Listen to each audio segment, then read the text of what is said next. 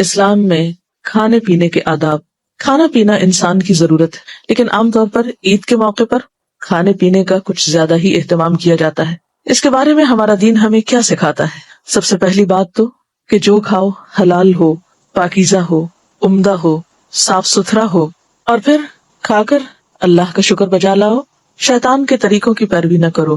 ٹھیک ہے، شیطان کے طریقے نہیں تو پھر رحمان کے طریقے کیا ہیں؟ تو کھانے پینے کے معاملے میں ہمارا دین ہمیں کیا سکھاتا ہے؟ وہ کیا ادب آداب ہیں جو ہمیں ملحوظ خاطر رکھنے چاہیے تاکہ ہمارا کھانا پینا بھی عبادت بن جائے. تو آئیے دیکھتے ہیں نبی صلی اللہ علیہ وسلم نے ہمارے لیے کیا عملی مثال قائم کی ہے. سب سے پہلے تو یہ کہ جس رب نے ہمیں یہ سب کچھ دیا ہے، کھاتے وقت اس کو یاد رکھا جائے، اس کے نام سے کھانے کی ابتدا کی جائے.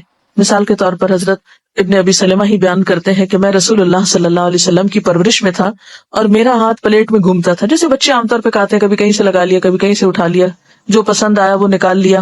تو آپ صلی اللہ علیہ وسلم نے مجھ سے فرمایا کہ اے لڑکے، بسم اللہ پڑھ اور اپنے داہنے ہاتھ سے کھا اور اپنے سامنے سے کھا. آپ انہیں کھانے کا ادب سکھا رہے ہیں. والدین کا فرض ہے کہ وہ بچوں کو کھانے کے اسلامی طور طریقے سکھائیں، نبی صلی اللہ علیہ وسلم کی پیروی اور سنت میں کھانے کا ادب بتائیں. اور وہ کیا ہے؟ نمبر 1 بسم اللہ پڑھ کر، نمبر 2 دائیں ہاتھ کے ساتھ، اور نمبر 3 اپنے سامنے سے، دوسروں کے سامنے سے نہیں، برتن کے بیچ سے نہیں. پھر اسی طرح حضرت عائشہ بیان کرتی ہیں کہ رسول اللہ صلی اللہ علیہ وسلم نے فرمایا جب تم میں سے کوئی کھانا کھائے تو وہ بسم اللہ پڑھے.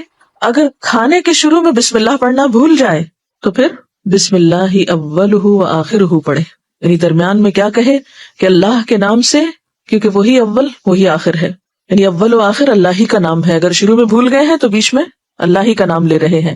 پھر اسی طرح ایک اور روایت میں آتا ہے، حضرت حذیفہ بیان کرتے ہیں کہ جب ہم کبھی رسول اللہ صلی اللہ علیہ وسلم کے ساتھ کھانا تناول کرتے تو ہم اس وقت تک اپنے ہاتھ کھانے میں نہ رکھتے جب تک کہ رسول اللہ صلی اللہ علیہ وسلم اپنا ہاتھ کھانے میں نہ ڈالتے. اس سے کیا پتہ چلتا ہے کہ کھانے کی ابتدا گھر کے بڑے شخص سے ہونی چاہیے، یعنی ابتدا وہ کرے، یا کسی محفل میں اگر کوئی بزرگ شخصیت ہے، والدین ہیں یا دادا دادی ہیں یا کوئی اور بڑا انسان ہے تو ابتدا اس سے کروانی چاہیے.